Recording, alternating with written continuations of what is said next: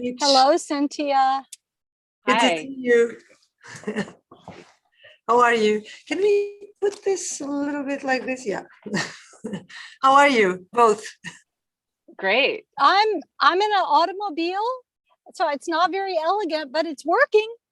Oh, amazing. Yeah. That's your office. Yeah. So thank you for being here. I will Yes. just explain a technical detail to our audience about how to Sure. ask questions, and then I'll come back to you. So if you want to ask questions, you can use slido.com and then the codes, and they will appear here. Well, thank you for your films. They are programmed in a screening that we ironically called "Let's Start Again," because there's a moment when we need to have new starts, right? This is not Yes. going the right way. And I wanted to start with a question that is for both of you. Both of your films, in very different ways, are commentaries to the recent past of the United States, but somehow, of course, they are very specific in that sense, but somehow they speak to a wider questions that can, that emanate from those films, different questions. But I wanted to ask each of you to comment on how did you start this film? So these are montage films, both of them. I know that Mitch's film was made through a personal archive that you had, but I wanted to ask you when you made them, if they were made during this period, and how you felt, why you felt you needed to make these commentaries and to expand the conversation that was around you through the films, through making films. I guess I'll start. I hope that's okay, Mitch. Perfect. I was thinking about this conversation earlier today, and it occurred to me that in a certain way, the ideas around my film started in 1999, and that's when the first mass shooting in a high school happened in the United States, and people named that Columbine because they thought it was so unique that it needed to be named, it was named for the high school where it happened. That's also the name of a flower, which is a very delicate kind of thing to name an incident for a flower or for a school. And there were these two boys, basically children, who walked into a high school and murdered as many people as they could. So I started to think about what it would be like. I had two young children at that point. How would you feel if your child, or if any child you knew, who then children become adults, we know that, committed a crime of such magnitude, were able to embrace violence with such, call it passion, and how you would feel, like what would be the alienation. So then when the jump ahead, more than 20 years to the incident that happened on January, incident sounds like nothing, but to the break-in of the US Capitol by right-wing fanatics, I again tried to register who are those people? Like, who are those people's mothers or fathers? Like, how could you love, what is it you could do to find something in them? And I started to think about childhood and where does the urge to commit an atrocity to begin, and how is it activated? And then I went back to Jean Vigo's film, because in that film there's such an exquisite celebration of anti-authoritarian behavior, of the child who breaks the rules. And I always love the child who breaks the rules. And I've made films about people who break the rules, like civil disobedience is at my core. But then what's the difference between civil disobedience and violence? And where does that begin? So those were the kind of ideas that were going on in my head. Thank you. Mitch, do you want? I'm going to try to be short-winded as opposed to long-winded because it's I can get long-winded about this one. So I started this whole project in 2018, but it does, all of the footage in it is from my own, personal archive of, because most of my filming or most of my film work has been, based on my travels and kind of study of different parts of the United States. I grew up in the Midwest, in Michigan, which has been like, is a huge part of the final chapter of Civil War, which I'm was up till 3 a.m. editing last night. We had a busy year in 2020. So I think like it really originated from, in some ways, looking through my archive one summer and just feeling this, like, I always remember certain scenes that I have filmed, maybe for other films, maybe for some films that didn't end up getting, finalized because of financing, or, you shoot hundreds of hours, but you've got to make a 90-minute cut. And that I continue to think about, and like in part one, the dancers, I will always think about them. I have all, they came so close to making it to that film, but just all these kind of things that you get wrapped up in with narrative and story, and we were dealing with a network that just, it doesn't happen. So I think, like, especially with the last election, I've always been worked as a door-to-door, canvasser in the Midwest and sort of what we call, the Rust Belt in the US, since a teenager. And I think that there's something about that I like doing, of like being with people that I wouldn't maybe normally in my routine life meet, that is at the core of why I like to do this. It's not just about finishing a film. Does that make sense? It's like a sense of kind of communion or something. And I think there's a lot of stuff I wanted to explore in part one, and just contain it to that. But I love how in Lynn's film, it's very much, there's a lot of connection where part 5 ends, where what her film is like really talking about there. So I love that once I saw it, I love that these two films are together, and just this sense of like archival poetry, and just like the kind of, visual connections that you make, Lynn, but then there's also all the connections that you just talked about. So. Yeah, I mean, one of the reasons why they are together was also because both films kind of speak of the capacity of filmmaking and editing to somehow speak of invisible questions, right? Invisible things that are there, that inform reality, that shape reality and shape thinking and shape action, and many times terrible actions. But we can't really name them. We can't really give them a form. And it can be ideas of disobedience or discomforts. It can also be, this kind of rambling thoughts that we hear in your film, Mitch. Because the radio, for example, I was listening to it, and I was remembering, it's a very stupid comparison, but it made me think of this moment in Ludwig, in the Visconti film, when he says, you know what, I love walking at night, riding at night my horse, because I hear the subconscious of my people.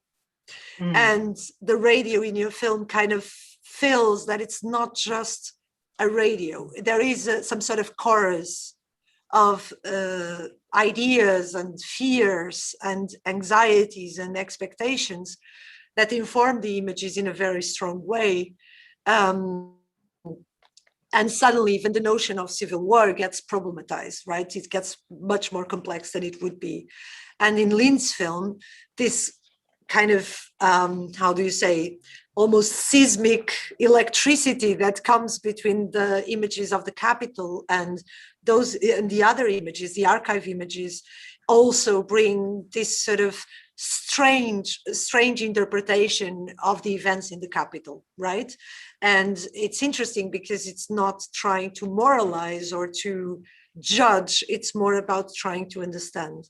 So I wanted you to ask you if, how in both films, these sound bands and the image bands are interfering in each other and completing each other in very deep ways. So I wanted to ask you how you work that and how you saw that, each of you in unique ways, but how did you conceive the relations that you would build between sound and image? I think that really kind of jumps off your question about the archive, because sometimes I make films, and I think Mitch does too, where we talk about found footage, where we find something and we treat it with irreverence and we disrupt it, and it fits into some kind of maybe metaphoric thread that we're trying to explore in the film. In this case, it's very specific.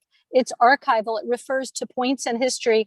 And actually, I feel like I use film footage from Peter Brook's interpretation of Lord of the Flies, which many of us read in high school. Lord of the Flies is sort of like part of a canon in our minds of what if childhood turned to this.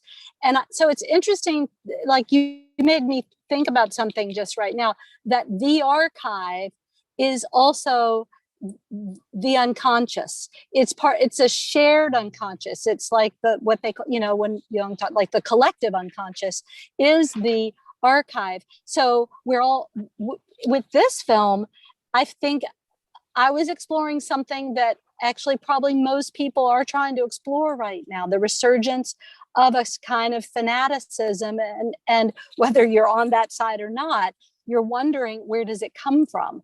And so you were asking about sound and image. One thing I tried to do was use like little bits of movie music, and it's in Peter Brook's film, movie music that could be in contrast to the right-wing protest, so that you could have moments of kind of like pause or reflection, and that the music could allow that kind of interpretation of what you've seen. So there's actually a lot. My soundtrack is very sparse, because I like to have empty places for thought, like thought vessels, we'll call them. Complete contrast. I wanted mine to be a noise explosion. I think, for me, the audio track came first. That was really, this spine for those and even for the feature version, only that fifth part is verite based, where that's driving the cut. So working out that rhythm and that structure was tricky, because of course, sound is like reams and reams, and then you're dealing with this whole kind of radio archive. And I loved what you said, that I'm like, wrote it down. I'm like, why haven't I ever said that about my film? This kind of like chorus of subconscious, because that's really what, I did want, especially in that beginning, so that there's sort of a portal of understanding, particularly when you're dealing with the call-ins, right? These people are not making a living from radio shows or podcasting. They're simply calling in with like, how do I make my rent? How do I get by? How do I afford healthcare? One of the beautiful things we don't have in this country. So I'm hoping that the viewer is is riding this kind of like complicated kind of roller coaster of empathy. And then yet when we have there's about 6 different radio, shows in there, but when the toxic dudes pop up, which is only about 90 seconds of the whole thing, it puts you, as a progressive, how can it not like really jar us? Yeah. So, and then I wanted my sound designer, who is very much a big part of the collaboration, to really make it clear that this was radio, and then also be kind of toying with these sequences so that it orients it in this more kind of like past future confusion. I have 3 questions from the audience. So the first question is from Sam. how do both of these films differ from the rest of your filmic output up to this point? Cheers. Who wants to start? Oh, well, I'm sorry I got cut off before because my phone told me it was overheating. But so now I have my phone sitting in front of it, the air conditioner in the car. Oh God. You know, I don't know if I have a particular style. I could say this isn't even a completely a found footage film because I haven't brought attention to like my favorite shot in the film, which is the one I shot myself, which is not archival, which is a shot from the part of New York City called Queens. It's a borough that was hit harder than any other part of New York City during the pandemic. And that was shot during a really, really, really difficult period. And I actually went to a grocery store and just shot people coming outside with their masks on. It's the heart of one of the most diverse immigrant communities in the city, or they say in the world, Jackson Heights. So I would say I probably made this film, if anything was different, I made it very quickly because it was made as part of a commission from the Punta de Vista Film Festival. And we were supposed to respond to, no, it wasn't we were supposed to write a letter to a filmmaker, and I wrote a letter to Jean Vigo. So I will say it's my first film to be a direct letter to a filmmaker.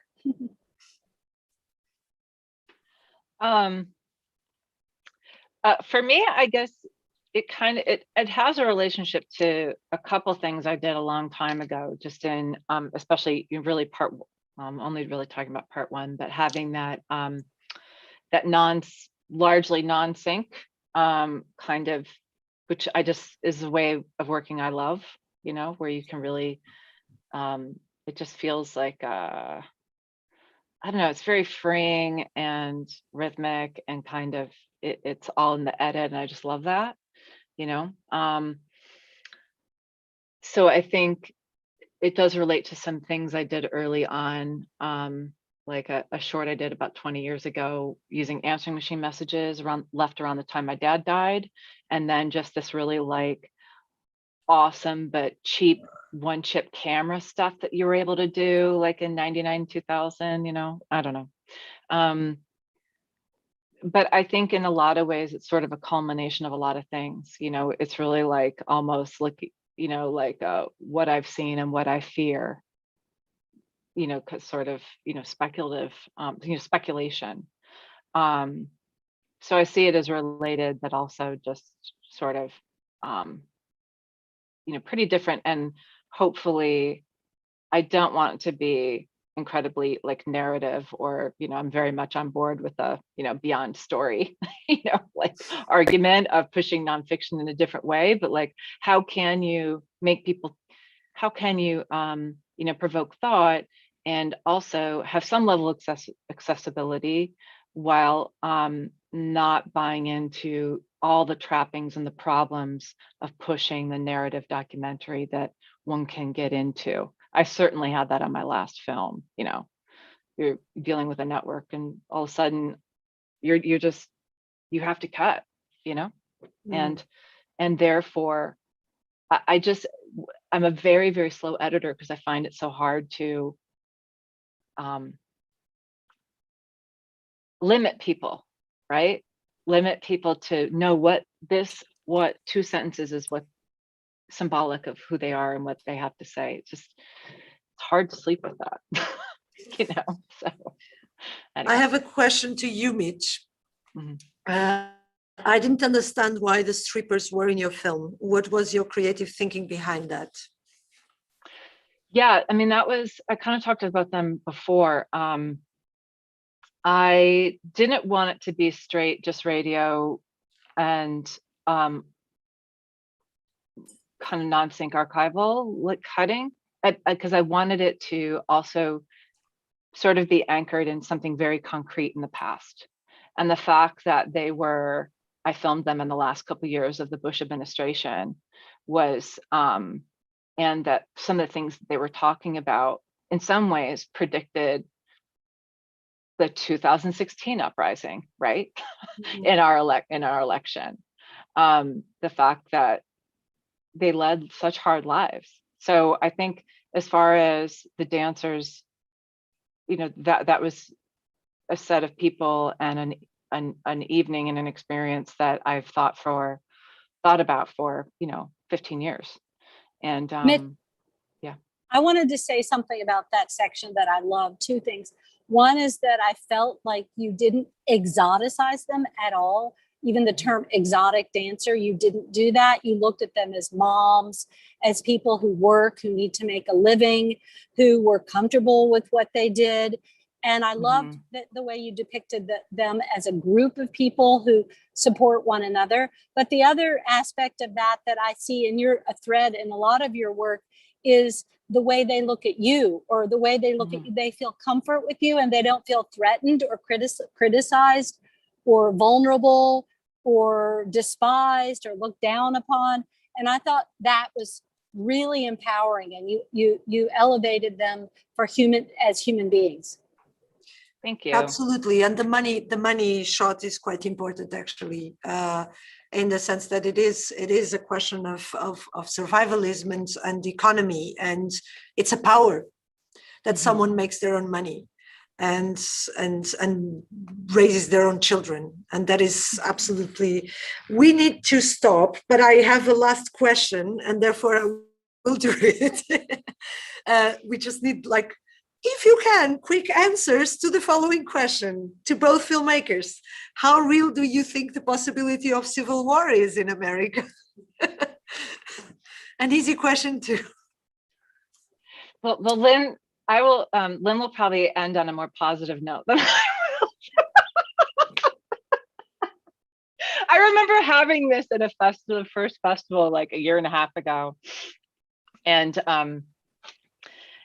I got asked this. I'm like, oh, definitely in my lifetime. Like, I would think maybe in about 15 years. I could be sooner, but I doubt it. And people were like, you nut, looking at me like, you're a nut. But then we've had the year that we've had. So I don't know. I hope not, of course, but with the laws that we're changing, not great. I'll say that I think we live in one of the most ideologically driven times in memory. It's not really times of politics. It's times of fanaticism, and I think people are driven by that. And just in the last 2 months since Biden was elected, the right wing has systematically succeeded in making it extremely difficult for people to vote, state by state by state. So I don't know whether it would be a civil, they're kind of like, it's interesting, it's suggested by your film, there is a civil war because there's such a disdain between the two groups. But the fact that a more, I would say, progressive or open-minded temperament is now running the ship for a while, gives me a little hope. Well, your films give me hope. So thank you very much. And I will have you here one day in Sheffield. We will, because it's a big team, and we really thank you for being now here with us. Thank you for including our films, and also for putting together this Rebellions program. I'll be throwing myself in the next few days. Great. Yeah, let me know what you think. Thank you so much. Thank you. Thank you. Bye. Bye-bye. Bye.